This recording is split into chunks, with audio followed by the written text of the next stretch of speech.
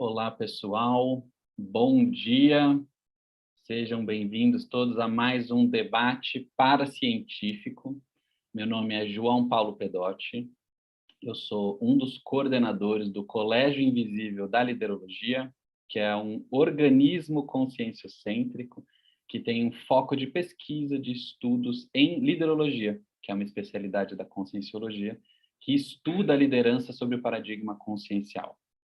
Esse é um grupo aberto, com reuniões online, sem foco em nenhum tipo de receita, de lucros, e sim a gente expandir esse estudo que a gente considera tão importante da liderologia.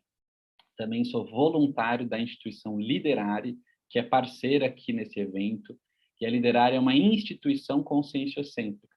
Então, é uma instituição dentro dos estudos da conscienciologia que promove cursos, eventos, preceptorias, atividades, tudo focado também para divulgação e aprofundamento dos estudos da liderologia. Então, a liderança sob o paradigma consciencial. E esse evento, os debates paracientíficos, são um evento gratuito. Ele ocorre sempre no terceiro domingo de cada mês, e o nosso objetivo é chamar convidados que tenham temas de pesquisa dentro da conscienciologia, para a gente conseguir ter relações com o estudo da liderologia. Então, o nosso foco principal aqui é a gente ampliar o nosso próprio entendimento sobre essa neociência, essa ciência nova. A conscienciologia tem um tempo aí de vida de quase 30 anos, e a liderologia também está dentro desse escopo de estudo como uma neociência.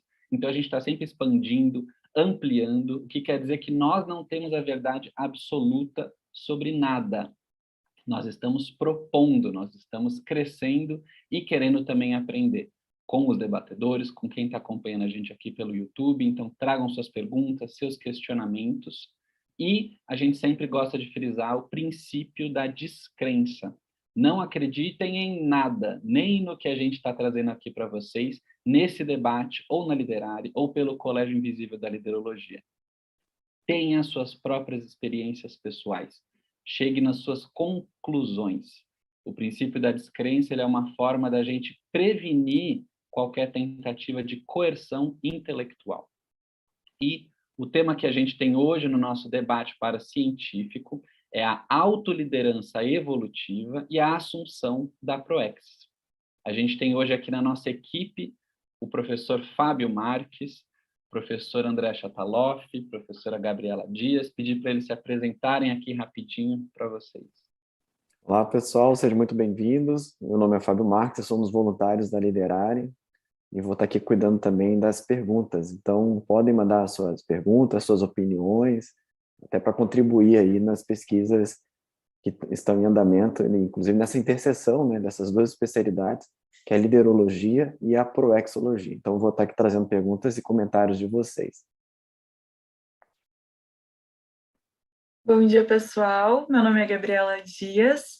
Eu sou voluntária da Associação Internacional de Programação Existencial, junto com o André Chataloff, que já vai se apresentar também. Atualmente, eu estou como responsável pelo programa de rádio da Apex, programa Projeto de Vida, convidando os entrevistadores, né, organizando a agenda, ajudando ali nos bastidores. E eu também sou psicóloga, e hoje eu vou estar aqui, né, contribuindo com as ideias da proexologia com relação à liderologia, né, que eu acho que são duas especialidades que têm uma inter-relação muito grande. Bom, meu nome é André Chataloff. Primeiramente, gostaria de agradecer aí o convite do João, o convite do Fábio, né, que a Liderare nos estendeu, né, essa oportunidade de estar falando, né, dessa inter-relação entre a liderologia e até mesmo a proexologia, que é o estudo da programação existencial, do projeto de vida, que todos temos, né, a princípio. E é interessante que a gente observa que esse processo do líder, né, faz parte do que nós chamamos do currículo da expertise dos intermissivistas. Intermissivistas, assim, só fazendo uma síntese, seriam as pessoas, consciências, que entre uma vida e a outra numa situação anterior a essa existência, planejou e organizou as suas metas, parâmetros de realização nessa existência. E com essa programação existencial, acordou esse assunto, acordou essas variáveis, premissas que são fundamentais. Dentro delas, é impossível a gente pensar numa programação existencial avançada sem ter a característica da liderança embutida nela. Então, ela acordou essas características com um amparador mais avançado, que a gente chama de evoluciólogo. E aí, a partir disso, nós estamos aqui em vida, né, materializando essa programação existencial. Então, eu vejo que esse debate, até para todos nós, né, que estamos aqui no front, né, do desafio da humanidade, no meio do que nós chamamos de reurbanização, a gente buscar, então, usar a liderança de uma maneira como vocês estão aqui propondo, cosmoética, né, usando esses princípios do que é o melhor para todos e não para aquele indivíduo, para aquela personalidade. E a gente percebe que isso já é um desafio, né, porque a gente sabe que cosmoética é uma ética maior do que a nossa realidade, é maior do que a nossa expressão consciencial, porque somos aprendizes dessa condição, e a gente percebe como isso é um desafio. Também aproveitando do ponto de vista da liderança para enfatizar aqui e até mostrar algumas características, a gente vê que a professora Gabriela é uma líder, né? A gente percebe até no nosso programa ali de rádio que ela é vamos dizer assim, uma mini peça muito forte dentro daquele mecanismo, dentro desse mecanismo da rádio. A gente já entrevistou, inclusive, o João e o Fábio. Se vocês quiserem lá entrar no nosso Facebook e buscar a referência dos dois, vocês vão encontrar uma entrevista com eles, que são fantásticos, né? Esses dois são super líderes, né? E estão aí se esforçando para disseminar essa liderança cosmoética.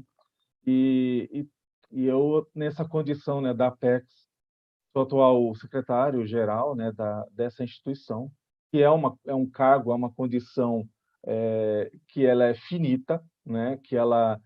Então ela exige que o secretário viva buscando e incentivando novos líderes, porque a gente percebe que na Conscienciologia, assim como o professor Fábio também, ele já foi, não sei se eu acho que já foi o principal, né, o gestor ali da Liderare, ele mesmo teve esse papel de ter que incentivar outros líderes. E olha só como que é o desafio do líder cosmoético, né?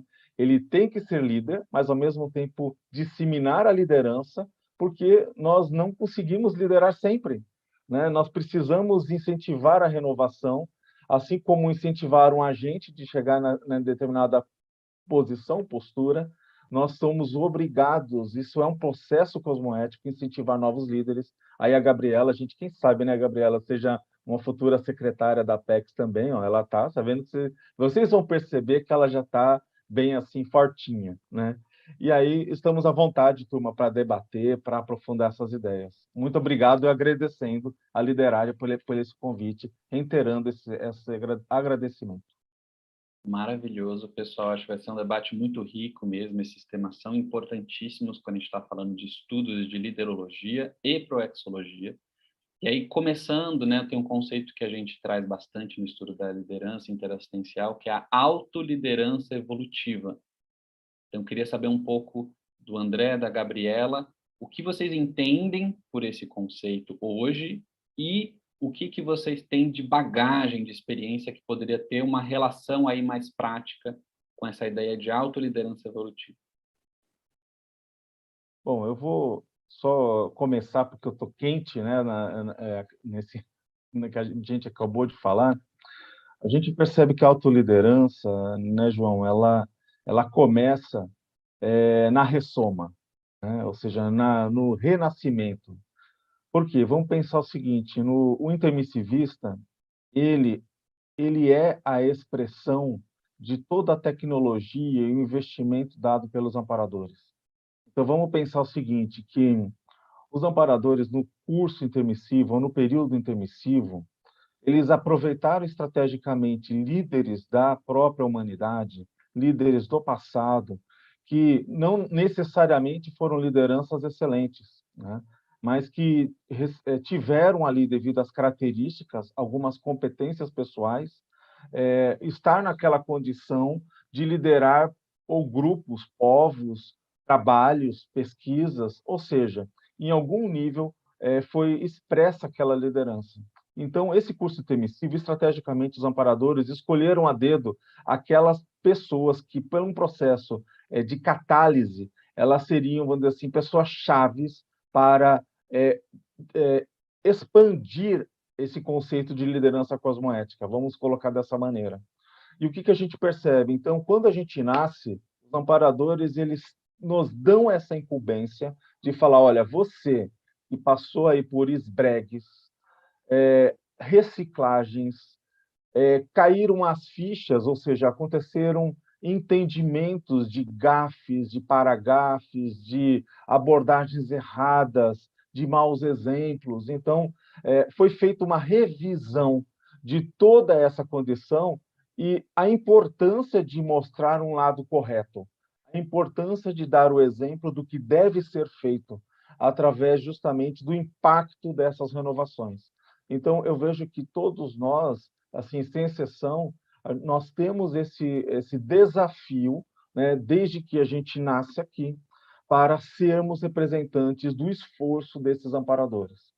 E o que a gente percebe? Que na medida em que nós vamos voluntariar, e tem muita gente que fala, mas eu estou ali desempregado, tem crise econômica, tem diversas coisas acontecendo.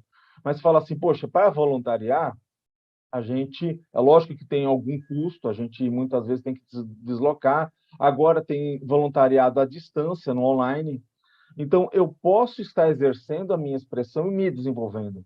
A gente percebe que o voluntário, que ele é engajado, que ele veste a camisa da instituição, que ele de alguma maneira está interessado na assistência aos outros, ele cresce. Ele cresce e essa automotivação leva à liderança. Então, o que eu percebo, né, João, na tua pergunta, que muitas vezes eu estava lá no voluntariado, cuidando do alimentar e no reorganizar e aperfeiçoar o cadastro da instituição que eu estava. E aí você fala, poxa, mas aquele é um trabalho muito pequeno, muito singelo. Sim, mas fazendo um cadastro, eu sentia amparo de função, eu sentia que eu era um líder daquela ação, eu sentia que os amparadores contavam comigo e eu tinha um papel dentro de uma mini peça no Max Mecanismo e era um papel importante de liderança. Então, eu percebia que quando eu ligava para alguém, quando eu tentava um recontato, um reacesso a uma pessoa que há muito tempo a gente tinha perdido ali um nível de comunicação, eu tinha inspirações desde correção de números, algo que foi digitado errado, e aí eu colocava o número inspirado, conseguia acessar aquela pessoa, que muitas vezes relatava e falava, olha, há muito tempo eu estou procurando vocês, e eu perdi o contato, e vocês não me ligavam. Então, o que a gente percebe? Que são pequenos exemplos, João, Fábio, né, e Gabi, que a gente percebe nós, quanto mini peça, esse papel de liderança cosmoética aplicada, né? Então, a gente percebe esse quanto diversos outros exemplos.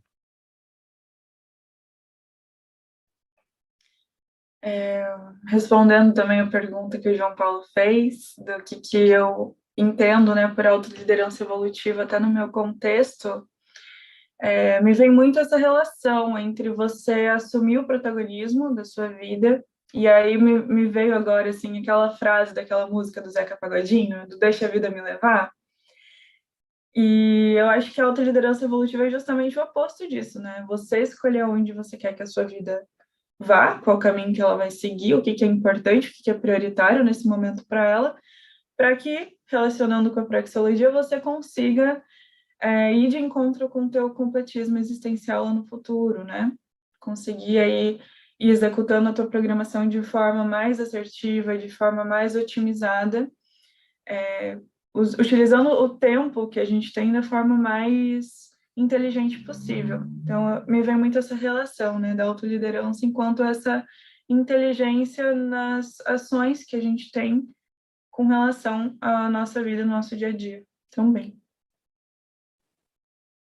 E aí, quando vocês trazem, né, essas questões de mini peça no maximecanismo, isso são alguns conceitos que a gente tem na conscienciologia, né?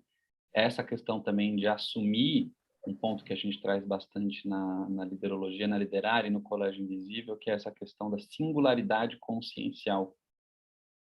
Então, acho que esse ponto, né, da pessoa se conectar com essa singularidade para ser essa mini peça singular, né, agregar esse valor, o quanto que isso também pode potencializar. E aí o pode enquanto possibilidade. Aí é a prática e a experiência que a gente falou no começo, que cada um tem que entender que singularidade é essa para conseguir agregar esse valor nos grupos, na vida, e um primeiro passo nessa autoliderança, né, na própria existência. Então, quando vocês falam isso, né, de ter essa lucidez de como se colocar, isso é um ponto bem sério, que aí a gente entra num link que a gente pode começar a debater aqui, refletir, para expandir também a reflexão sobre a autocosmoética. O que vocês enxergam com relação à autocosmoética e a realização da programação existencial? Olha, João, acho que essa pergunta ela é uma pergunta muito importante. A gente sabe que nós temos uma das instituições conscienciocêntricas que aprofunda esse debate, que é a Cosmoethos, né? Então, na Cosmoethos, eles ajudam e incentivam a gente entender, por exemplo, o que é o chamado Código Pessoal de Cosmoética e também o Código Grupal de Cosmoética. É importante a gente perceber que quando você determina e elenca um seu código pessoal de cosmoética, isso é um trabalho, inclusive, que nós estamos desenvolvendo na própria Apex. Já fizemos aí um curso, né, já fizemos uma atividade que as pessoas estão levantando e atualizando o seu CPC, né, esse código pessoal. A gente percebe o seguinte, que muitas vezes colocamos ali poucos itens, a princípio, mas que são os grandes desafios ou elementos que a gente reforça quanto à exemplificação dessa cosmoética aplicada. Eu vou dar um exemplo de um dos itens do meu CPC, que é algo que é difícil de fazer, eu vejo que é um esforço pessoal, e eu recebo algumas puxadas de orelha quando eu não utilizo esse código, mas, ao mesmo tempo, é um elemento de vigília, que é basicamente o seguinte, de buscar ser sempre, não é às vezes, sempre, um amparador das pessoas, e não estar atuando como assediador delas. Esse é um dos códigos que eu procuro aplicar. Então, quer dizer, na minha lista, é um dos que eu estou sempre em vigília. Aí você percebe que quando você está assistindo um filme, quando você escuta uma notícia na rádio, quando você está exercendo diversas posições, né, diversas bonés, né, dentro das ações do seu dia a dia, a gente percebe que é muito complicado e a gente tem que falar assim, bom, então eu não tenho que pensar em mim, eu tenho que pensar no outro, eu tenho que ser um amparador do outro, eu tenho que apontar o que o outro, a ação que está sendo errada, não que o outro está errado. Eu estou fazendo um argumento não ad hominem, mas eu estou olhando o ato, eu estou olhando a ação, eu estou analisando justamente aquilo que pode ser melhorado e renovado. Então, é um desafio para todos nós colocarmos esses princípios da Conscienciologia em prática. E é por isso, né, João, Fábio e Gabi, que eu percebo que aí nós nos tornamos líderes multidimensionais. Quando as pessoas que nos reconhecem pela nossa ficha, pelos trabalhos do passado, que nós já fizemos, ou posturas erradas que tomamos como líderes, eles olham o nosso esforço de ajustar o prumo. Então, o exemplo, né, aquilo que o João estava falando, da questão do autoexemplo, talvez seja uma das coisas mais significantes dentro desse processo da autoliderança, né, quanto a esse aspecto da cosmoética.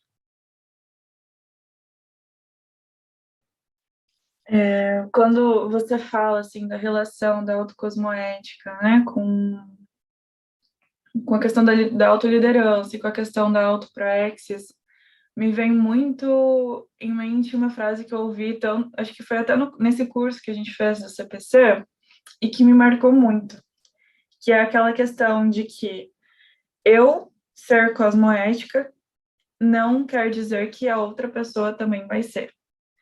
Então, o fato de eu agir de forma cosmoética, com os meus princípios, com os meus valores, com os códigos que eu estabeleci para mim, não quer dizer que para aquela pessoa que eu agir de forma cosmoética, aquela pessoa vai ser recíproca nisso. E eu acho que isso é base para quando a gente entende, né, o conceito de como executar a nossa programação existencial. A gente não vai depender do outro agir conforme a gente espera que ele haja, mas a gente vai precisar saber lidar com isso, saber contornar essas situações mais indesejadas, mais inconvenientes, desafiadoras, de uma forma cada vez mais autocosmoética, de uma forma que a gente consiga mediar sem gerar um conflito, sem gerar uma interprisão, sem gerar, né, sem ficar com aquele vestígio, aquele rastro naquele lugar que aconteceu aquele conflito. E eu acho que isso é muito importante para a gente começar a entender, né, que, poxa, aquela pessoa me deixou chateada naquela situação e eu não gostei. Mas como que eu vou lidar com isso? Como que eu vou escolher? O que que eu vou escolher fazer daquilo que aquela pessoa fez para mim? E eu acho que isso entra muito assertivamente, assim, nessa questão, na pergunta que o João Paulo fez. A gente tem uma pergunta aqui que o Fábio vai trazer, só acho que um comentário nisso que vocês falaram, para ampliar essa questão da autoliderança, que é muito séria, né?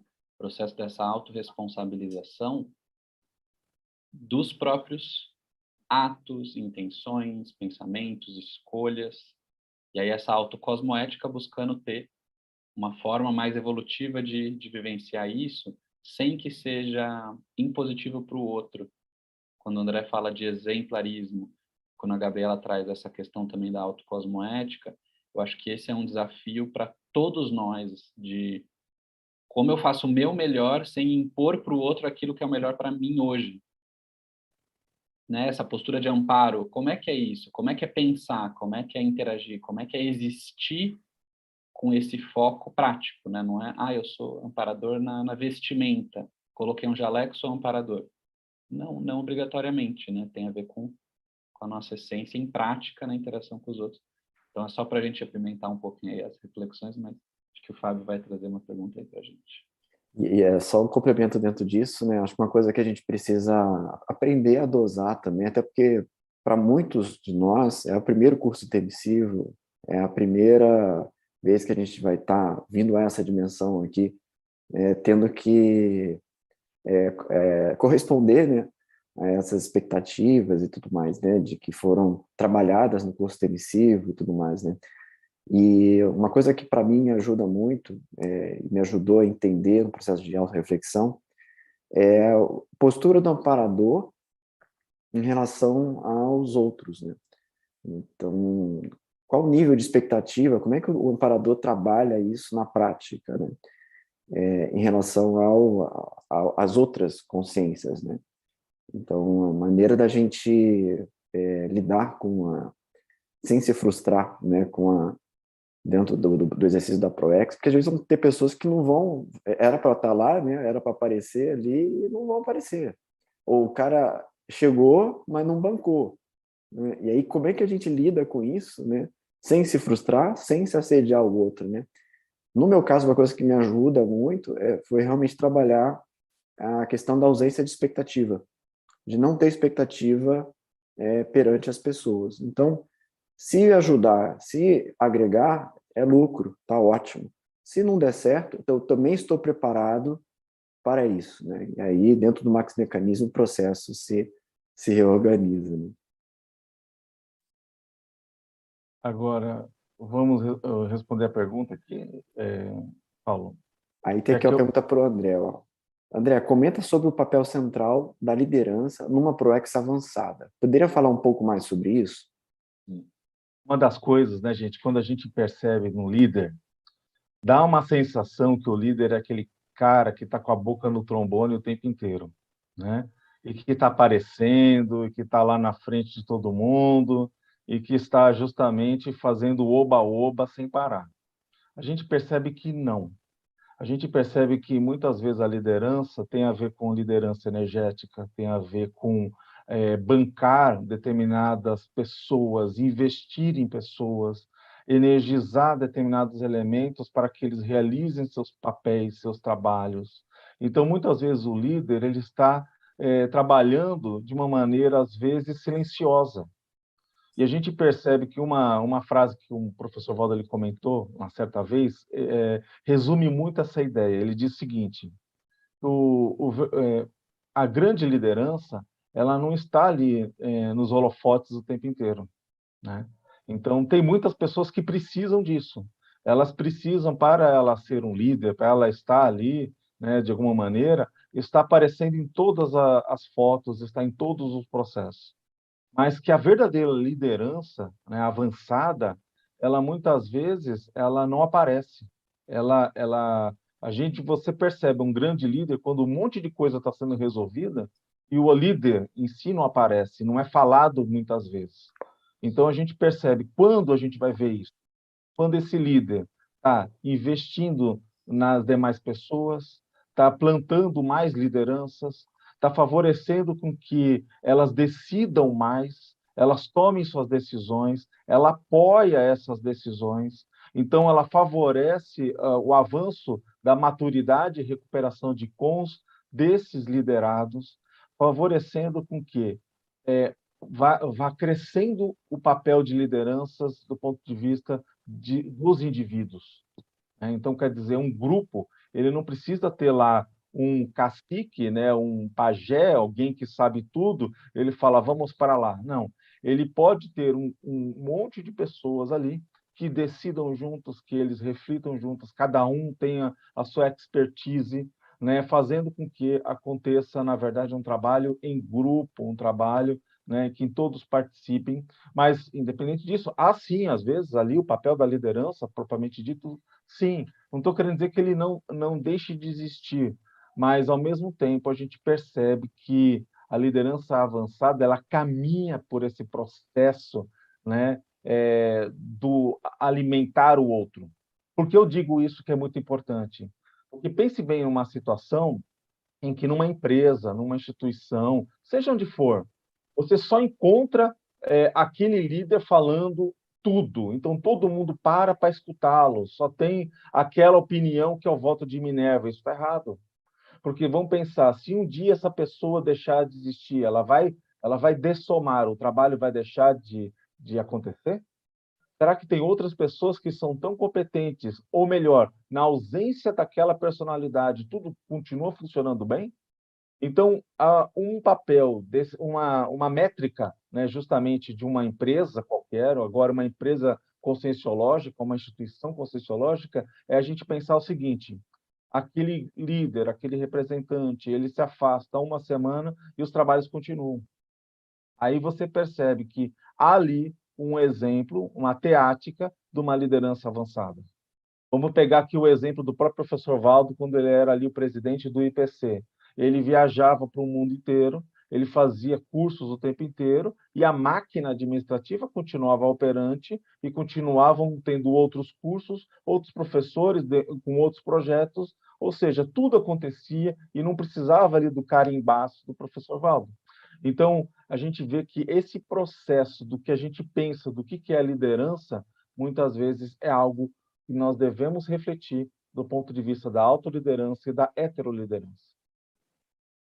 Esses pontos que você trouxe, se quiser complementar, Gabriela, alguma coisa nessa ideia, esses pontos que você está trazendo, André, eu acho que tem muito link, né, com essas responsabilidades ou essas autorresponsabilidades proexológicas, né, que aí vocês têm justamente esse campo de estudo na Apex, né, esse aprofundamento sobre o que é uma programação existencial e responsabilidades proexológicas, autorresponsabilidades desse líder interassistencial, que não são heteroimpostas. Eu acho que isso é muito importante a gente frisar quando a gente está trazendo esse estudo de autoliderança, proexologia, né, de realização de trabalhos interassistenciais, o trabalho voluntário, ele é voluntário, né? Então, como que vocês enxergam essa questão das autorresponsabilidades proexológicas nesse contexto da liderança interassistencial?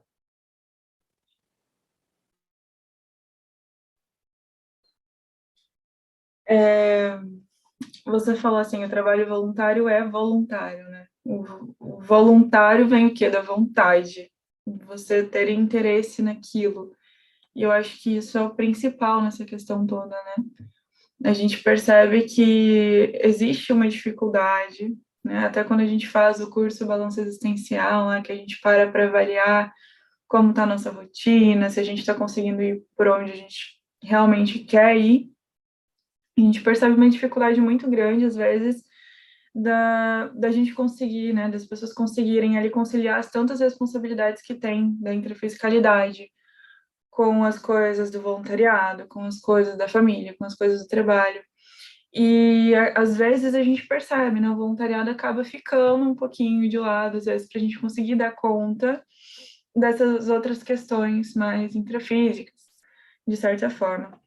E o quanto que a tua autoliderança, a tua autorresponsabilização sobre os compromissos que você assumiu vai ser validado, o quanto que você vai olhar para isso para fazer acontecer. Porque não adianta a gente falar, né, eu sou voluntária lá na PEX, ou eu sou voluntária lá na Liderare, mas eu só ajudo com isso aqui uma vez por mês. E a pessoa acaba, né, não assumindo aquela frente, não botando a cara para encarar essa evolução que o André falou antes, né? O quanto mais a gente vai assumindo aquela responsabilidade, o quanto mais a gente vai trabalhando com o grupo, mais a gente vai conseguindo se desenvolver, desenvolver habilidades, desenvolver potencialidades, características que vão aí contribuir para o teu traforismo, para a tua evolução pessoal. Então, o quanto que o quanto que eu, né, o quanto que a gente vai se pôr a cara a tapa para isso, se arriscar para isso. Às vezes a gente acha que não dá conta, né? Uma coisa que eu passei até quando eu cheguei na Apex era essa questão da insegurança. Hoje eu estou desenvolvendo um verbete que se chama desenvolvimento da autoconfiança, que é justamente o estudo dentro desse aspecto, né, para entender esse processo de o que trava o que me trava para eu conseguir realizar aquilo que eu preciso realizar. Como que eu posso lidar melhor com esses obstáculos para eu não ficar ali naquele processo, naquela bolha que não vai para frente e que eu não consigo alcançar as prioridades evolutivas. Então, eu acho que essa é uma reflexão muito interessante para a gente pensar nesse aspecto. Agora, Gabriela, que a gente vê na Liderare, né, nas nossas pesquisas em autoliderança evolutiva, é que normalmente a insegurança ela tem muito a ver com o autodeslocamento, né? A pessoa está deslocada em relação a quem ela é de fato. Então, esse caminho da assunção da singularidade consciencial, né, que o Pedotti trouxe no início, ele realmente é muito sério, porque quando a pessoa ela traz quem ela naturalmente ela se sente mais confortável nas suas manifestações, porque senão há o desafio entre ser quem ela é e o conflito entre ser um ator social, né, perante os outros, né? Então isso realmente traz muita insegurança e às vezes se a pessoa não tem a clareza em relação a quem ela também não vai ter clareza em relação ao que ela precisa fazer. E às vezes ela vai virando satélite na Purex dos outros, né? Porque como ela está muito distante de si mesmo, ela acaba ficando distante também da própria propósito, da própria autoproex, né? E nessa sua caminhada, assim, o que você acha que te ajudou a conquistar mais autossegurança na prática? Assim, você percebeu algum processo de assunção de singularidade consciencial, no sentido de trazer ideias que às vezes o grupo pensava de outra forma e que para você fazia sentido? Como é que foi isso, assim? Eu acho que tem muita relação com o processo do autoconhecimento, né? Isso tudo que você falou. Então, eu fui me sentindo mais confiante na minha atuação, assim, né, nas áreas da minha vida, no voluntariado, no trabalho e tudo mais. No trabalho é recente, né? Eu me formei em janeiro, mas em todos esses aspectos, eu acho que essa autoconfiança foi vindo a ser mais desenvolvida com o tempo por conta dessa assunção, dessa autenticidade. Então, conforme você vai se conhecendo melhor, aprofundando essa questão do autoconhecimento e entendendo o que realmente faz sentido para você, o que você realmente gosta, o que você realmente quer, e conseguir estabelecer isso de forma mais prática no seu dia a dia.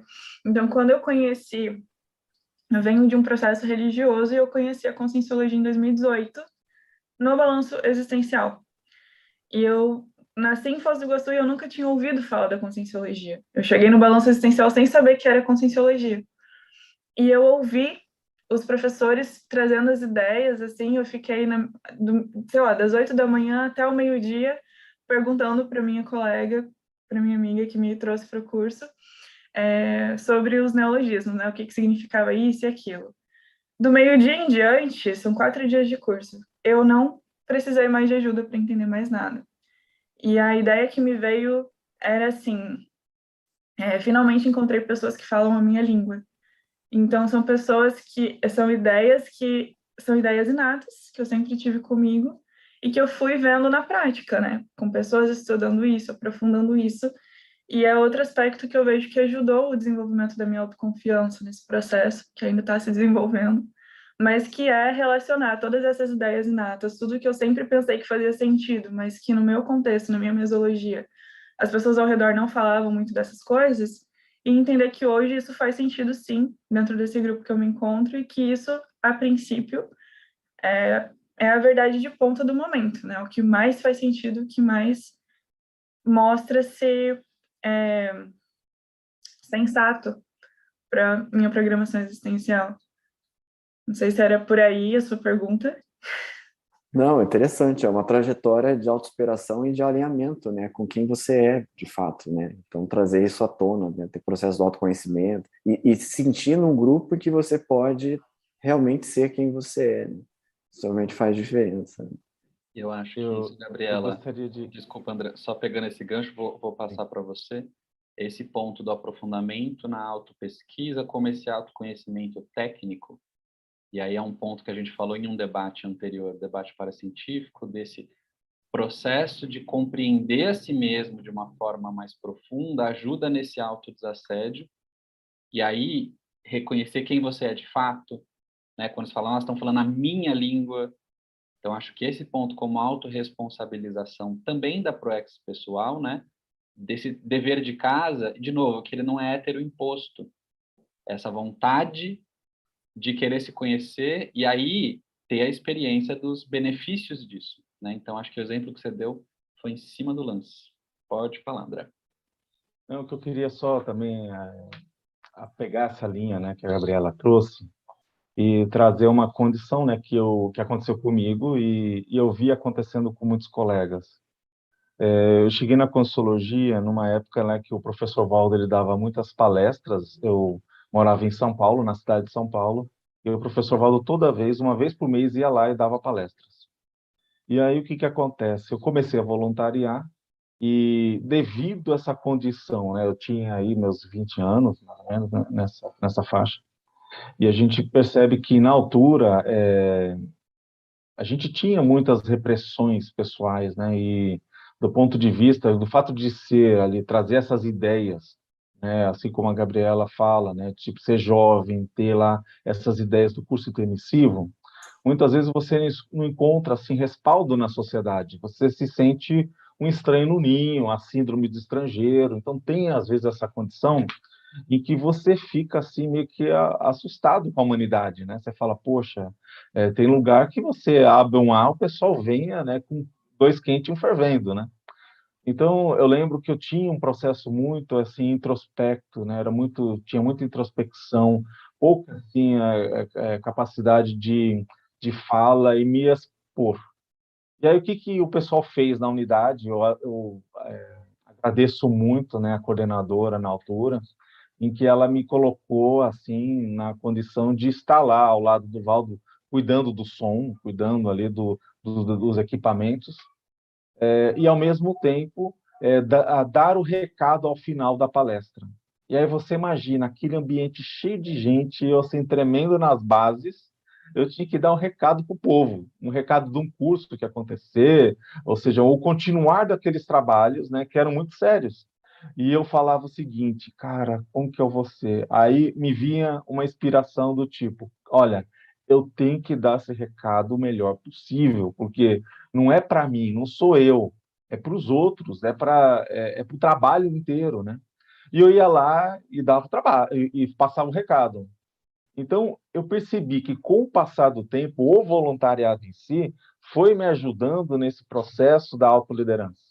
Ele foi falando assim, cara, olha, é possível, é destravar, é desdramatizar, é dessensibilizar do ponto de vista dos traumas, dos mecanismos de defesa do ego. Então, eu percebo que o voluntariado em si é uma grande oportunidade da gente tirar essas travas, porque você encontra colegas, encontra amigos, encontra pessoas que não querem te chupar os olhos, né? Então, a gente percebe que esse celeiro, esse ambiente assistencial, ele é muito positivo para reacender as chamas da autoliderança. Eu acho que você está trazendo, André, dois pontos muito sérios, né? Quando a gente fala dos valores interassistenciais ou os valores intermissivos, colocados em prática para ajudar a gente a melhorar. Então, acho que essa desdramatização, quando a gente pensa em autoliderança, não é estar pronto sempre, nascer pronto, não é isso. Mas é a gente ter vínculo com ideias que ajudam a gente e o grupo a avançar. E essa questão do acolhimento grupal, quando a gente pensa numa instituição conscienciocêntrica, em qualquer instituição, e quando a gente está falando da instituição conscienciocêntrica, por se querer colocar em prática o paradigma consciencial, favorecendo que a pessoa se conecte consigo, colocando em prática o que ela tem para colocar, essa singularidade interassistencial, que às vezes vai contribuir com o grupo inteiro. Mas é o que você falou, ela é mais tímida, mais acanhada, está num momento mais introspecto, mas que ela pode, sim, agregar muito quando a gente está falando de proexis grupal.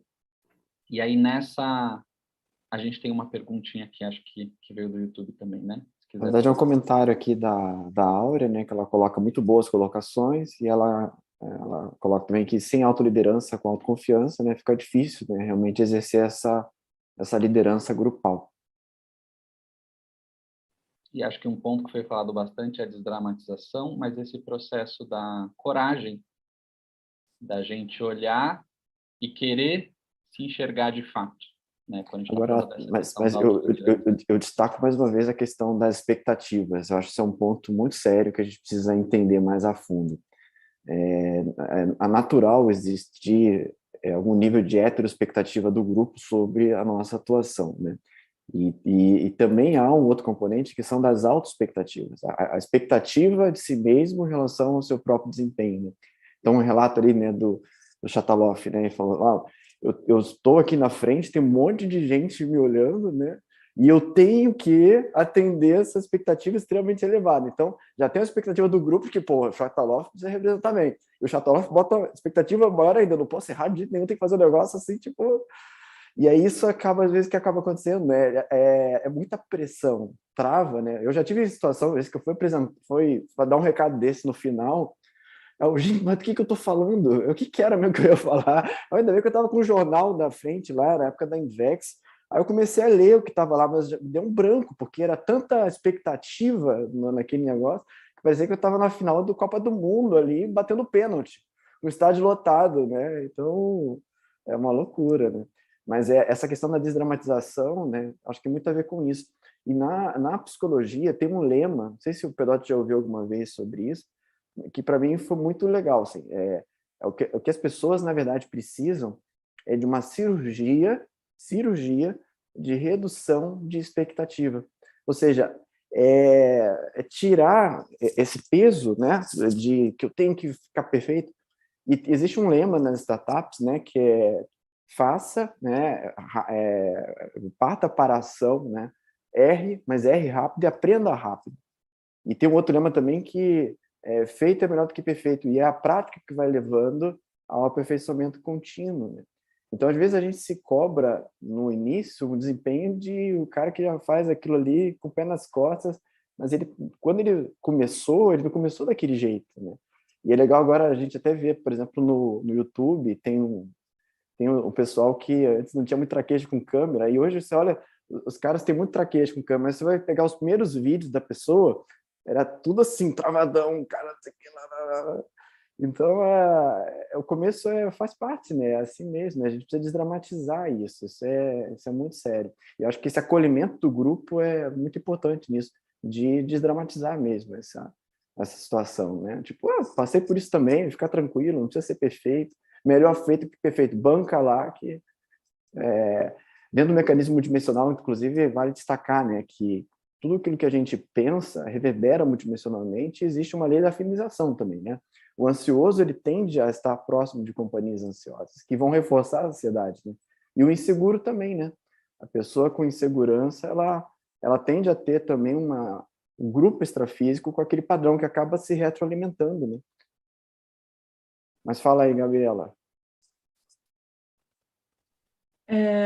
Eu ia puxar um negócio que o João Paulo tinha falado antes, que já até fugiu, porque o que você falou estava bem alinhado com essa ideia, que é a da coragem, né? No processo do autoconhecimento, a gente precisa dessa coragem de olhar para todos os lados, todos os aspectos que existem dentro de nós, inclusive aqueles que eu geralmente uso, né, no trabalho, que é o lado feio, o lado que a gente não gosta, né? Os nossos trafares, os nossos traços fardos. E olhar para isso de uma forma igual você trouxe, Fábio, desdramatizada, né? Sem se martirizar, sem se vitimizar, tipo, nossa, eu fiz isso, eu sou um pecador, não sei. E não tem Eu vou essa acabar com necessidade. tudo, né? Se eu falar isso, errar, nossa, vai tudo por água abaixo. Vou ser Isso expulso também, do grupo. isso também, mas aquele aspecto, sabe, de, eu fiz aquele negócio errado, e fica aquele chicote, né? Eu Sim. fiz errado, nossa, eu fiz errado, e fica aquela dor lá se ruminando dentro de você. E não tem essa necessidade. Então, olha, eu fiz esse negócio errado. Eu podia ter falado diferente, eu podia ter agido diferente. O que que eu podia ter feito diferente? O que que eu fiz que eu não gostei? Como que eu posso reaver isso para isso não se repetir? E qual hábito que existe em mim, qual característica que existe em mim que está reforçando esse tipo de atitude? Então você olha, acaba conseguindo lidar com isso de uma forma muito mais leve. Você entende que você está num processo de evolução, que você não é perfeito e que você está aí se corrigindo, que isso que é importante, né? A gente percebe o erro e a gente não repete ele. A gente É. muda, mas a gente não fica ali martelando, nossa, eu errei, Ou eu às errei. vezes vai até repetir, né? Mas você vai numa intensidade menor, né? Vai errar, mas vai errar menos do que errou da outra vez, né?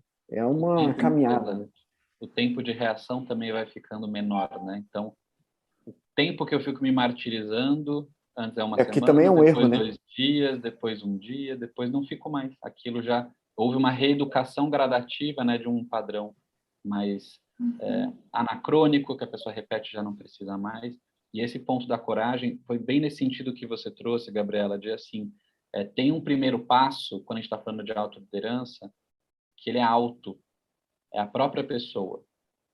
A gente pode ter informações, a gente pode ter amparo, e aí, pronto, agora que tem tudo isso, o que a pessoa escolhe fazer? Eu acho que isso é um ponto muito bonito e às vezes muito, entre aspas, duro, porque se a pessoa não fizer o movimento, ninguém vai conseguir fazer por ela, e tá tudo certo. Mas existe um contexto que ele é de dentro para fora e um contexto que envolve a interação com o grupo. E aí esse ponto da coragem, eu acho ele muito interessante de refletir, que é isso, tem horas que não é gostoso, não é bonito, mas sou eu, né? Faz parte de mim aquilo. O que eu preciso aprender, às vezes, para ter um autoacolhimento, uma autoaceitação sadia, não tapar o sol com a peneira. E eu queria puxar dessas reflexões todas que a gente foi fazendo para esse contexto que na proexologia é estudado do completismo existencial e o que vocês veem dessa importância dessa autoliderança para se chegar num completismo existencial. Eu queria, antes de falar sobre esse processo, né, que você trouxe da autoliderança, só fazer assim, uma reflexão, né, sobre esse aspecto da coragem, né? Eu defini um verbete que é chamado os limites do medo. E ali eu trago assim uma reflexão que é o seguinte: eu não vejo, né, assim, eu posso estar errado, mas vou colocar aqui uma reflexão que eu trabalho nesse verbete. Eu não vejo um serenão, né, que é um modelo evolutivo, uma consciência livre, né, que é um parâmetro também de evolução. a gente identifica, estuda bacaninha, né? Tipo na Conscienciologia, né? Consciência livre está livre do ciclo de existências que a gente tem, e o Ser Serenão, ele é o modelo mais top do ponto de vista de ser que está vivendo na Terra, né? Então é o modelo nosso de referência. Eu não vejo um serenão corajoso, né? Então eu trago aí para reflexão do ponto de vista da liderança dele. Eu vejo que ele tem sim um processo de destemor. E aí eu coloco justamente essa história, né, de quanto mais a gente entender, quanto mais nós dominarmos os próprios recursos conscienciais, mais o exercício dessa liderança e dessas competências, elas vão tirar os travões, né, que seguram essa manifestação. Então essa é uma hipótese, é um ponto aí que eu trabalho, que eu, de alguma maneira, eu procuro refletir com o pessoal. Se quiser já engatar na pergunta, André, fica à vontade. Então, aí, a tua pergunta, você está falando justamente do processo da autoliderança, e refaz a pergunta para a gente, É a por favor. importância da autoliderança para se chegar no completismo existencial. Então, Tá. de tudo isso que a gente falou, como que vocês enxergam essa importância? Sim. Uma síntese, né, João, que a gente traz assim a reflexão também. Nós trabalhamos com verdade relativa de ponto, por isso que a gente sempre coloca o seguinte: não acredite em nada, tenha suas próprias experiências pessoais. Mas o que a gente coloca uma indagação como princípio? Será que, para você ser completista, o intermissivista ser completista, ou seja, aquela pessoa que planejou a vida humana, ela conversou com o evoluciólogo, ela viu diversas metas, a liderança está inclusa nessas atividades, porque sem essa liderança, essa autoliderança, nada vai acontecer. Então vamos imaginar, vamos pegar um exemplo. Às vezes a ProEx da pessoa está relacionada à melhoria do meio ambiente, a qualidade de vida. Tá? Ele vai bater nessa tecla a vida inteira, né? Faz parte das cláusulas da ProEx daquele indivíduo. A gente pode pensar que essa pessoa ela não vai ter contrafluxo? Lógico que vai. Ela vai ter contrafluxo, vai ter um monte de gente que vai querer que o gado invada, né, a Amazônia, vai querer tirar o minério ali, né, ao lado do rio, contaminando os rios. Então, a gente percebe que essa pessoa que tem essa cláusula na ProEx, ela vai tomar bordoado o tempo inteiro, vai remar contra a maré. Então, isso requer uma autoliderança. Agora, vamos pensar, essa liderança, do ponto de vista de ProExes, ela é possível sem a pessoa chegar na desperdicidade? Essa é uma reflexão que eu queria trazer dentro do que a gente estuda na proexologia. Por quê? Se ela não tem uma capacidade de se autodesassediar, dela ser o que ela é, seguindo aquela referência daquele filme, né, antigo, né, o Fernão Capelo Gaivota, da gaivota que ela queria ser ela, e ela perguntava, por que eu não posso ser eu? Então, vamos lá, a gaivotinha que quer ser ela não tem que ser, né, em termos de princípio, ter uma autoliderança, ter um autodesassédio suficiente para bancar aquele posicionamento. Então, de repente, a gente percebe que aí sim a gente começa a levar a importância da mental somaticidade, ou seja, das reflexões, do estudo, do valor da autopesquisa, da pessoa ela ter argumentação lógica, de entender de raciocínio lógico, de saber refutar, de saber o que é uma premissa correta, válida, o que não é correta e não é válida, de perceber o que é uma falácia, mas, acima disso tudo, ter um autodomínio energético suficiente para bancar esse autoposicionamento, essa autoliderança. Complementando a sua fala, André, eu acho que essa questão de a gente assumir... Nossa, me deu um branco aqui do que você estava falando. Eu estava com a ideia prontinha, mas, enfim, essa questão de a gente assumir o que a gente bancar o que a gente quer fazer nessa vida, o que a gente delineou pra gente, né? O que a gente vai assumir de programação existencial, independente do contrafluxo que surja. Eu acho que esse é o principal. Né? A gente está com um grupo na PEX agora do estudo dos retomadores de tarefa, que são pessoas que, inclusive, tiveram acesso, né, às ideias da Conscienciologia, às ideias da sua programação existencial quando eram mais novas, e de alguma forma aconteceu alguma coisa, né, surgiu a oportunidade de morar fora, surgiu a oportunidade de um outro emprego, enfim, e a pessoa acabou se afastando do grupo. E isso, em muitas casuísticas, a gente viu, né, traz a questão da depressão, traz a questão da ideação suicida, traz a questão da desmotivação de vida, do vazio existencial muito forte. E aí, de repente, a pessoa, depois de 20, depois de 30, depois de 15 anos, 5 anos que seja, acessa novamente as ideias e fala, não, eu tenho que voltar, é por aqui mesmo. Então, né, a gente pensar como que eu posso cuidar para não cair num desvio de proexis, como que eu posso cuidar para bancar realmente o que eu preciso fazer sem me desviar. Então, às vezes, vai surgir uma situação mais desafiadora, um contrafluxo maior, uma diversidade maior, e como que eu vou contornar essa situação, como que eu vou lidar com essa situação da forma mais assertiva, mais autocosmoética, mais otimizada, né, para conseguir bancar isso e não desviar. E eu acho que o caminho para o completismo seria a partir disso, né? Desenvolvendo a questão do autodesassédio, do trabalho energético, tem toda uma relação de fatores que são necessários para chegar nesse nível, acredito eu. Penso eu, né?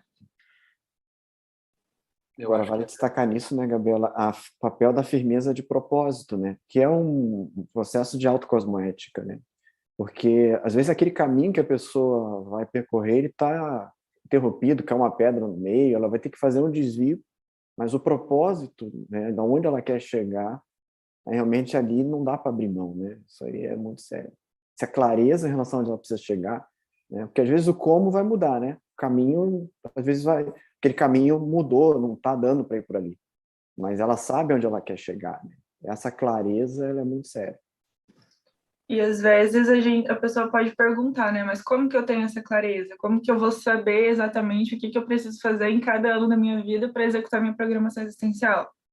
Não vou saber, não tem como, não tem um pergaminho esperando por mim lá com as informações prontas sobre como que vai ser a minha programação existencial, né? A gente vai precisar ir trabalhar então para recuperar cons, para ver o que faz mais sentido, né? Entender essa bússola consciencial que vai levando a gente para aquilo que realmente a gente programou nessa vida. Então, antes que alguém pergunte, né, não tem escrito em lugar nenhum o que a gente vai fazer nessa vida. A gente A gente precisa... parte do princípio de que a resposta não está nos outros, a resposta está dentro de si mesmo, né? Que no fundo, a gente sabe o que a gente precisa fazer, né? Lá no fundinho, se a gente silenciar o externo, né, diminuir as interferências externas e, de fato, fizer um mergulho em si mesmo e assumir quem você é, no fundo, você sabe o que você precisa fazer, né? Mas é uma questão de ampliar essa autopercepção e esse contato, né, com a bússola intraconsciencial, né? É isso, André? O que você acha dessa questão do propósito, a proexis? Como é que a gente tem mais clareza em relação ao que a gente vai fazer nessa vida aqui? O que você aplicou na tua vida aí que te ajudou? Olha, Fábio, eu acho que essa é a pergunta de 1 milhão do intermissivista, não é? Fala assim, qual é a minha proexis, né? Me fala aí, né? Qual que é a minha programação existencial? A gente tem, inclusive, né, é bom que as pessoas saibam que nós temos um serviço na Apex que é chamado CAPEX, que é justamente um serviço de apoio para a pessoa identificar a sua programação existencial. Então, nós temos ali uma metodologia, né, além do amparo de função, que vai ajudar a encaminhar a essa solucionática, né? Ou seja, a gente conseguir ter aí uma percepção, né, indicativos desse processo. A gente, por exemplo, nós temos algumas ideias que vão ajudar nessa resolução. Aquilo que você recebeu nessa vida, então, os seus aportes, quais que foram, né? Então, de repente a pessoa vai identificar o seguinte: o que foi um aporte? Aporte foi algo que vem inesperadamente, você recebe e aquilo faz uma diferença. Exemplo, às vezes um aporte de uma assinatura de uma revista, às vezes um aporte de alguém bancar a tua faculdade. Aí você fala assim, qual faculdade você escolheu? que faz parte do interesse da sua personalidade, né?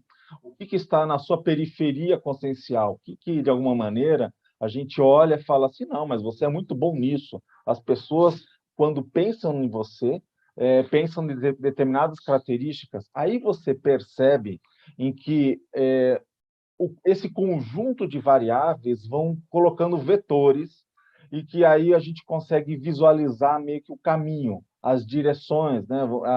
O sentido de que tem que ser trilhado. Então, tudo isso faz parte desse cabedal de informações.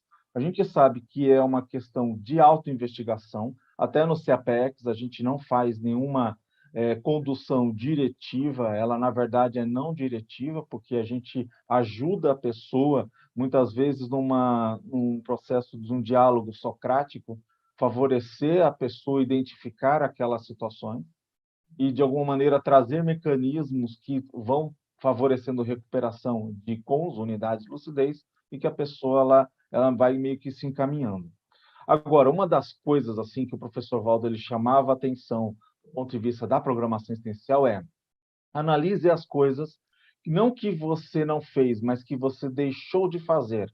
Então, vamos traduzir isso? Imagine coisas que caíram na sua mão, que pediram para você, você começou a fazer um bom papel naquele trabalho, só que aí, de repente, você deixou no acostamento da vida. Coisas dentro do rolo compressor da vida humana, trabalho, exigências, muitas tarefas, fizeram com que você deixasse aquilo ao lado. Aí a gente chama atenção será que aquilo que ficou no acostamento da sua vida, na verdade, ela não deveria ter sido direcionada à rota principal? Essa é a indagação que você deve responder, né? Mas vamos pensar o seguinte também, Fábio, que uma pessoa que ela está bem intencionada, os amparadores, mesmo o indivíduo batendo cabeça e fazendo a coisa errada, os amparadores vão ajudá-la a entrar no prumo. Pessoas vão aparecer na sua vida, ideias, as coisas elas não são assim tão à revelia, né? As nossas amizades, o conjunto de fatores, por exemplo, que levaram o Fábio e o João estar na Liderare, não foi o acaso. Então a gente começa a ver que essa ideia da Liderare, que era uma instituição que não existia, vocês fundaram. Fundaram por quê? Estava na ProEx de vocês, entende? Então a gente percebe que ninguém falou para você, Fábio, você vai fazer uma IC de liderança. Não, o Fábio foi percebendo que com o João e com a Simone e com outros protagonistas, você fala, faz sentido a gente discutir e vai engrossando e vai materializando e vai seguindo aquele fluxo. Então a gente percebe que essas coisas elas brilham nos olhos dos intermissivistas, tem um processo motivacional, né, e que tem aí por trás, que alimenta essa roda. Tem a ver com a raiz motivacional também, né? Que é o matepensene da pessoa, né? O homeostático, no caso, né? Ela se sente impelida a fazer, e que se ela não tivesse que trabalhar para ganhar dinheiro, nada, aquilo é algo que ela naturalmente ela dá tanto prazer para ela, satisfação evolutiva, que ela ficaria envolvida com aquilo ali direto, né? Não vê o tempo passar, né? E eu acho que por isso que a gente chama atenção, né, Fábio e João, desculpa, a pessoa ela não cair no grande mataburro da ProEx. Tem diversos grandes mataburros, mas um deles é o seguinte, não, olha, vou esperar ficar rico, vou esperar ter o pé de meia para realizar minha ProEx. Você imagina, aí passou o tempo, passou o time, aquelas pessoas que você tinha discutido, que iam ser colegas seus naquela realização, foram embora. Né? Então, quer dizer, façam as coisas de hecho. E ProEx é levar jeito. Inclusive, eu já vi muitos casos, às vezes a pessoa fica num deslumbramento com a Conscienciologia e esquece a faculdade, deixa o trabalho de lado, tudo mais. E o contrário também, né? E nos dois casos, a pessoa tem que voltar lá atrás para pegar de volta aquilo que ela deixou para trás. Né? Ou foi o voluntariado, ou foi a profissão. Então, a ProEx é realmente esse desafio, né? De você levar tudo de equilíbrio mesmo, né? Qualquer nível de desequilíbrio te tira da estrada evolutiva, né? Eu acho que esses pontos todos assim que a gente trouxe são muito bons da gente pensar, porque quando a gente está falando desse especialismo de identificação proexológica, né? Uma equipe, um trabalho, um campo, um curso que nem o Fábio falou, tira o ruído externo e a pessoa começa a se conectar com ela e aí vai vindo para a superfície, né? Vai saindo lá da holomemória do intermissivo, porque não é, em tese, é algo que foi conversado, alinhado, acordado. A pessoa tem palavras-chave. Eu identificava de mais novo algumas coisas que chamavam a atenção, que hoje eu sei por quê. Então, trabalho com grupos, sempre me chamou a atenção. A figura do tridente, eu falava tridente, mas o que tem a ver? Daí eu fui ver que tem a ver com a psicologia. O processo, quando a gente está falando de a palavra caráter, para mim, sempre chamou muita atenção. Plasticidade, hoje eu sei que tem a ver com coisas que eu posso fazer no campo profissional e outras coisas. Então, eu acho que as pessoas têm, né, isso íncito, a sensação de ter que fazer alguma coisa. E aí, o que eu acho que é muito sério e que a gente está trazendo aqui, que saber o que a gente tem que fazer, bancar o que a gente tem que fazer e manter o que a gente tem que fazer, não é tudo a mesma coisa. Acho que são etapas, né? Tem momentos, o Fábio e a Simone vão falar esse tema no Fórum de Liderologia que a gente vai ter o próximo fim de semana, que às vezes os medos da liberdade, ou o medo que a liderança tem, ou o medo que a pessoa tem de ver a responsabilidade. E ela identifica, isso tem a ver comigo, isso é importante, vai ser muito positivo, e ao mesmo tempo é um desafio. Não quer dizer que é um desafio ruim, mas é um desafio. E é isso, é o desafio que faz a gente também amadurecer, crescer e ampliar. Se fica só no fácil, a gente fica só na mesmice. E a ideia evolutiva, eu acho que é um grande desafio. Então, essa questão da coragem, do destemor, que o André também falou, eu acho que são pontos importantes de se ter em mente, que às vezes um desafio novo pode trazer medos antigos, um desafio novo pode trazer aquela sensação de insegurança, mas o que eu já tenho de conhecimento, esse desassédio mental somático que o André falou, eu acho que isso é muito sério, né? Às vezes tem trabalhos que o pré-requisito é a autodesperticidade, porque senão isso vai atrapalhar o trabalho, o grupo, que nem, sei lá, carteira de motorista. Vamos precisar que alguém leve todo mundo de carro. Você tem carteira de motorista? Putz, não tenho. Beleza, então essa tarefa não dá para você assumir, porque você pode bater o carro e dessomar todo mundo. Então, eu acho que esse ponto da autodesperticidade, ele passa a deixar de ser teórico, né? A gente tem hoje um cabedal aí de técnicas e aí cada um também experimentar, se colocar em prática, né? Então, acho que vários pontos que a gente foi trazendo, eles são muito importantes, relevantes, e essa identificação proexológica cada vez mais nítida, e aí esse treino, esse exercício dessa autoliderança e de uma heteroliderança também. Então, acho que são pontos aí que o pessoal trouxe, que para mim está sendo riquíssima, que já vou depois tomar nota de lição. Deixa eu só dar uma passada aqui nos comentários. Então, a gente tem aqui o comentário aqui do Humberto Rocha, dando bom dia, de Araripina, Pernambuco, né? Ana Lu Galotti, de bom dia, de Foz do Iguaçu. Daniela Ancilheiro, bom dia, espero ter falado o nome certo. A Michele, bom dia, de Curitiba. O Carlos Cardoso, bom dia a todos, também da Alemanha. Tem a Aura aqui também. E o Teófilo Laborne, que ele coloca comentário, né? Também dá bom dia, excelente debate. E ele destaca aqui, né, que a desdramatização dos trafares é muito importante para a assunção da autoliderança. Nesse ponto que a gente... pode falar, André, depois eu vou entrar aqui. Eu achei interessante essa questão do Teófilo Laboni, porque a gente tem lá, até na rádio, se vocês quiserem também ver a entrevista que nós fizemos com ele, é sensacional, porque ele mexe com muito processo da volicionina, né, da questão da vontade. Eu acho que é muito importante, porque ele até mesmo, para conquistar e atrás das coisas que ele conseguiu na vida, ele teve que ter muita vontade. Ele conta a história dele lá, é sensacional, né? Tipo, quantos tropeços, quantas vezes ele teve que levantar para, de alguma maneira, ir atrás do que ele acreditava, que ele achava que era o melhor. Então, a gente percebe que uma das coisas, tudo isso que a gente está permeando, né, quando ele até lhe traz ali de desdramatização, é muito sobre esse aspecto da volicionina. Não é? Tipo assim, olha, beleza, caí, vou levantar, olha, não tenho, mas eu vou conquistar. É um traço faltante, mas se a pessoa fez, eu também posso fazer. Então, é dar, assim, usar o bom humor, né? E também jogar a bola para frente, ou seja, colocar energia que, se alguém fez, você também pode fazer. Eu acho que o exemplo dele, o Teófilo, ele traz, inclusive, ele faz palestras sobre esse assunto. É uma coisa muito importante a gente chamar a atenção para a voliçolina. A vontade, o uso da vontade. Esse ponto que você trouxe, André, eu acho ele muito sério e a ver até com uma reflexão que eu estava pensando aqui. Nessa experiência que vocês têm nesse estudo da proexologia, onde que vocês identificam que a pessoa pode perceber que ela está num desvio de proexis? A gente pode refletir isso com a questão da autoliderança também, mas acho que é esses indicativos um pouco práticos hoje. Quem está assistindo ou quem vai assistir mais para frente, como é que a pessoa identifica que não está bem ali no prumo? Olha, a Gabriela deve ter diversas situações, mas eu vou aqui dar uma questão que eu já escutei muito. Por exemplo, a pessoa ela tem muito pena de si mesmo e ela fala, não, agora eu quero aproveitar a vida.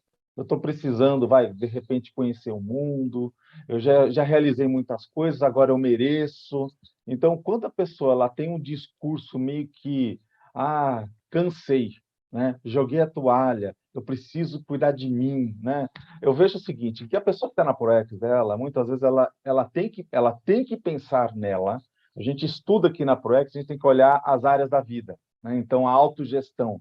E dentro da autogestão tem a ver de você tem que cuidar, você tem que ter férias, você tem que se divertir, você tem que passar por isso, mas você não vai fazer isso de uma maneira integral, né? Você não vai viver em férias, você não vai agora ter o seu descanso merecido, não vai cruzar os braços, né, e deixar de fazer algo que modifique, melhore o mundo, o planeta, e assim vá. Então, o que a gente percebe?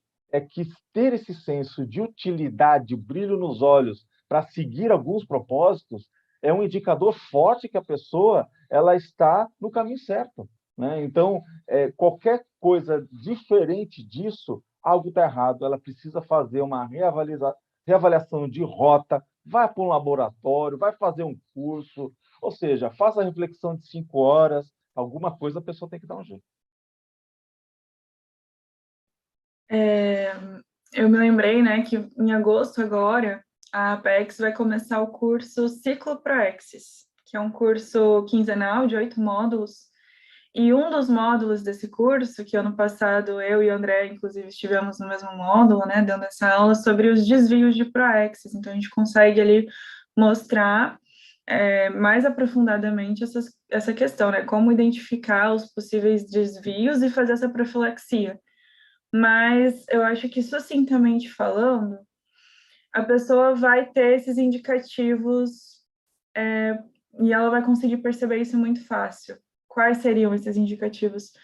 Se a pessoa sente um vazio existencial, se ela sente uma insatisfação com a rotina dela, se chega no domingo lá no Fantástico e bate aquela síndrome, né? A gente chama de síndrome do Fantástico, que, poxa vida, amanhã já é segunda, não quero, não queria que viesse segunda logo, né? A pessoa, ela tá insatisfeita, ela percebe isso, tá desanimada, bate a preguiça para fazer as coisas no dia a dia, e com o tempo, né, não é só isso que causa, mas pode ser o desvio, né, ele pode ser um dos desencadeadores ali para a pessoa vir a desenvolver uma depressão. Enfim, ela vai entrando nessa melancolia intrafísica. Então, se a pessoa, né, que estiver assistindo perceber qualquer desses traços, dessas características, dessa insatisfação, né, consigo mesma, tem aquele conceito também do autoenjoo, do autonojo, de, eu não aguento mais isso, eu não aguento mais esse aspecto, eu não aguento mais fazer tal coisa. Então, são várias características que a gente vai poder ir elencando, né? Identificando, que vai apontar se a pessoa realmente está desviada do que ela programou para essa vida. E é muito simples, né? Compreender se ela está desviada realmente, porque como o André falou, quando a pessoa está se alinhando com a programação de vida dela, ela vai ter a questão da euforia intrafísica, daquele brilho nos olhos, daquela vontade de fazer as coisas, daquela motivação de fazer as coisas com gosto. Então, tem várias formas, né? E aí fica o convite para quem estiver assistindo e tiver interesse de aprofundar isso, a gente vai trabalhar isso lá no curso Ciclo Proexis. Agora, Gabriela, eu acho que vale a pena só a gente reforçar também que tem aquela condição que a pessoa ela está com tudo muito arrumado.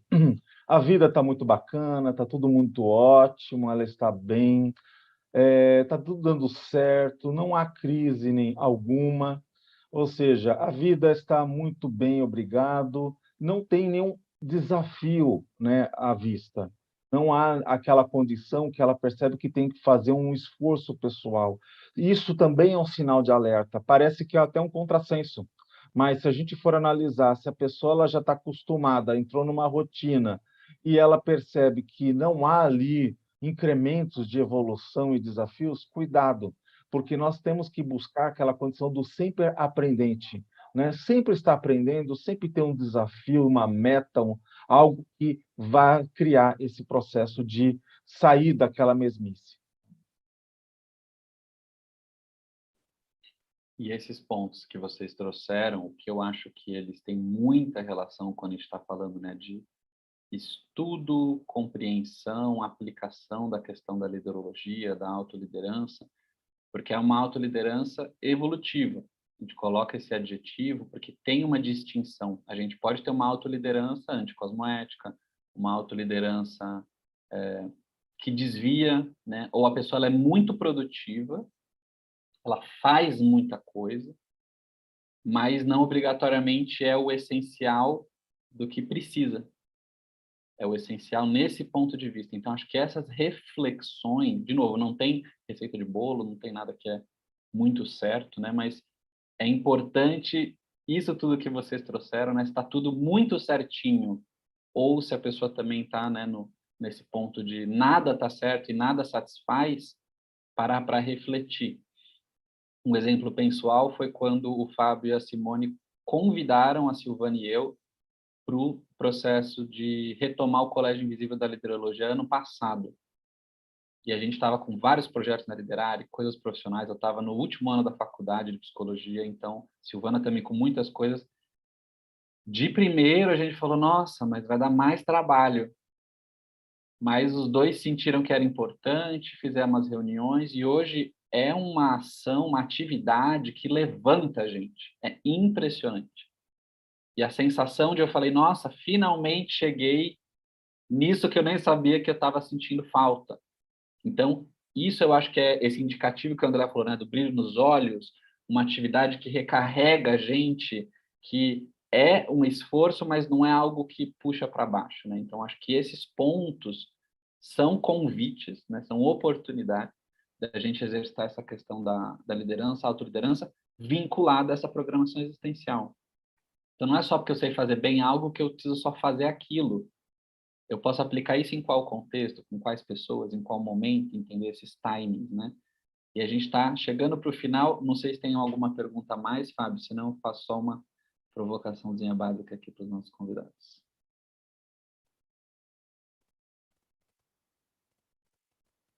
Temos sim, ó. Tem uma pergunta agora aqui. Então, a Sônia Ruiz, ela comenta do Ceará, né? Excelente continuismo nos debates, tema que finca, né, o ponto de viragem dos intermissivistas. Parabéns aos debatedores, vamos seguindo aqui na Intercamp Fortaleza. A Cíntia Cardoso Lima comenta, existem alguns desvios sedutores, onde a pessoa não sente desconfortos. Por exemplo, meu duplista, meses antes de conhecer a Conscienciologia, estava prestes a ir embora do Brasil para a Europa. E também tem aqui uma pergunta da Denise Tornieri. Como perceber se não estamos no rumo da ProEx, mas sim passando por um gargalo evolutivo?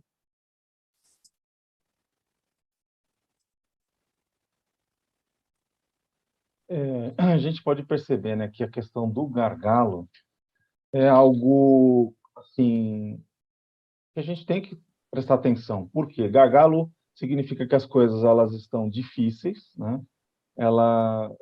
Existem muitos desafios e aí você tem que ver quanto tempo dura esse gargalo, né? O ideal é você sempre se questionar, né? O que eu posso fazer, o que eu tenho que mexer nas minhas coisas, olhar, fazer uma cosmovisão. Sempre quando nós tivermos uma dúvida mais séria, o ideal é a gente buscar fazer um laboratório, né, para favorecer essa autorreflexão maior, uma auto-organização, ou até mesmo buscar fazer o quê? Buscar aplicar aquela técnica da reflexão de 5 horas. Então, você entra num quarto, você pode até deixar um lanche, alguma coisa ali perto, e aí vai buscar fazer o quê? Vai buscar ali, ó, eu vou sair daqui com uma resposta, com uma resolução desse problema. Leva cartolina, faça gráficos, aponte, faça relações, ou seja, permita que os amparadores lhe inspirem. E detalhe, antes de fazer todo esse processo, blinde seu quarto. Como que você vai blindar seu quarto? Você vai esterilizar energia na porta, no ambiente como um todo, vai falar assim, não, aqui é meu espaço, desliga celular, ninguém te atende, ninguém vai te amolar, e você fala, agora eu estou para mim e os amparadores. Vou responder e vou me ajudar. Eu acho que esse é um caminho. Só complementando, né, essa questão também que a Cíntia trouxe, que realmente vai ter uns desvios ali que vão ser sedutores, né, que vão parecer muito mais divertidos, que vão parecer muito mais interessantes. Então, é sempre muito importante, quando surge uma oportunidade, né, no teu contexto, avaliar essa oportunidade, né, no que isso vai ser benéfico para mim, para minha Proexis, para o meu contexto atual evolutivo, e no que isso pode atrapalhar. Se a pessoa quiser fazer até uma lista, né, dos prós e contras, para conseguir perceber de forma mais sobrepairada essa situação. Perfeito. Final. Pessoal, estamos no final aqui do nosso debate. Se vocês quiserem falar algumas palavras finais para a gente fazer aqui o fechamento, André, Gabriela, Fábio. Bom, acho que fica aqui o agradecimento pelo convite. O João Paulo veio mandar o convite para mim semana passada e para o André. Achei que foi uma oportunidade muito interessante nessa parceria da Apex com a Liderare, que para mim tem tudo a ver. Eu adoro, né, estudar esse contexto, nessa inter-relação das duas especialidades. E fica aí, né, a porta aberta para a gente fazer mais parcerias mais para frente, pensar mais coisas. Acho que o André também anima. E é isso. Bem, eu gostaria de agradecer, né, sem dúvida nenhuma, né, o convite de vocês, agradecer tanto o João, o Fábio, né, ou seja, e reforçar, né, que a gente observa que a liderança tem um papel muito importante, né, um papel de a gente entender mais sobre a liderança, né, do intermissivista, que é uma liderança diferenciada, não é uma liderança querendo ganhar dinheiro, não é uma liderança querendo aparecer, não é uma liderança querendo ser mais que os outros. Pelo contrário, a gente comentou sobre essa ideia que muitas vezes liderança, é uma liderança que está ajudando os demais, que está apoiando os demais, fomentando outros líderes, né? Então, é algo totalmente diferenciado, né? E uma coisa que eu gostaria de fazer um convite, né, que nós teremos daqui praticamente um mês, né, no dia 25 e 26 de junho, o CIPROEX, que é o Congresso de Proexologia, vai ser o 6º congresso. Então, não perca, né, os avanços das pesquisas na área da proexologia. Há tempo ainda de fazer a inscrição, veja lá as condições que são muito vantajosas, tá? E teremos uma revista que vai também chancelar esse ciclo, que a gente faz, né, nossa revista associado com esse congresso. Sejam muito bem-vindos, estejam convidados, né, e reforçando aí o agradecimento a todos vocês da Liderare. Eu queria reforçar o agradecimento a todos que acompanharam a live aí com a gente, mandaram perguntas, reflexões, agradecer imensamente ao André, a Gabriela, não só por hoje, né, mas pela parceria que a gente tem intensificado cada vez mais, né, são especialidades que se complementam muito, né, e aproveitar e fazer um convite a todos os espectadores em relação ao fórum que a gente vai ter na semana que vem, é o 6º Fórum de Liderologia, onde a gente vai estar abordando justamente essa questão da conquista da liberdade consciencial a partir da assunção da autoliderança evolutiva. Então, se veio, né, da assunção da ProEx a partir da assunção da autoliderança evolutiva. E a gente vai ter algumas palestras que tem muita relação com o que a gente comentou hoje aqui. Então, eu e a Simone vão estar falando sobre o medo à liberdade e suas implicações evolutivas. Vamos ter debates sobre desafios da assunção da singularidade consciencial, o processo da autodispersão, vivências de autossuperação de gargalos evolutivos, tema que foi trazido aqui também, o processo da liderança restauradora, reencontros autolibertários, que tem a ver com esses encontros de destino, né, que tem a ver totalmente com os processos da ProEx. Tem a Cris Gouget, inclusive, que é voluntária da PEX, vai estar apresentando o tema autoliderança na conquista da pacificação íntima. A Silvana Elau, que também é do Colégio Visível da Liderologia, ela vai estar falando sobre a conquista da liberdade íntima a partir da assunção da autoliderança evolutiva. Enfim, vão ter vários temas, é um evento de um dia, vai acontecer no próximo sábado, a inscrição é R$ 65,00, é um preço bem convidativo, e o fórum é totalmente online e bem participativo. No final, a gente vai ter uma dinâmica com os participantes, porque tudo que foi trazido ao longo do fórum, a gente vai ter a oportunidade, depois, de dividir as pessoas em salas menores, onde elas vão ter, junto com preceptores da Liderar, a oportunidade de fazer um plano pessoal autoliderológico para alcançar as metas evolutivas pessoais. Então, fica o convite aí a todos. Pessoal, é isso. Quero agradecer muito, muito a participação do André, a participação da Gabriela, a participação do Fábio, de quem está aqui também com a gente no YouTube, que acompanha também bastante os debates paracientíficos. Eles ocorrem todo terceiro domingo de cada mês, um evento do Colégio Invisível da Liderologia em parceria com a Liderare, e a gente está sempre nessa expansão de contatos com outras especialidades, pessoas que têm interesse no tema, de novo, para a gente construir esse conhecimento juntos. Quem quiser participar das reuniões do Colégio Invisível da Liderologia, a gente tem o nosso Instagram, daqui a pouco vai ter uma página aí de todos os colégios, está sendo preparada, mas o nosso Instagram é Colégio Invisível da Liderologia. E quem quiser conhecer mais sobre a Liderare, no site www.liderare.org ou liderologia.org. E a Apex, né, no site Apex Internacional, no Google, vocês conseguem achar, não sei exatamente o endereço de site, mas essas atividades e outras estão lá disponíveis para quem tiver interesse. Então, pessoal, é isso. Um bom final de semana para todos. Até as próximas.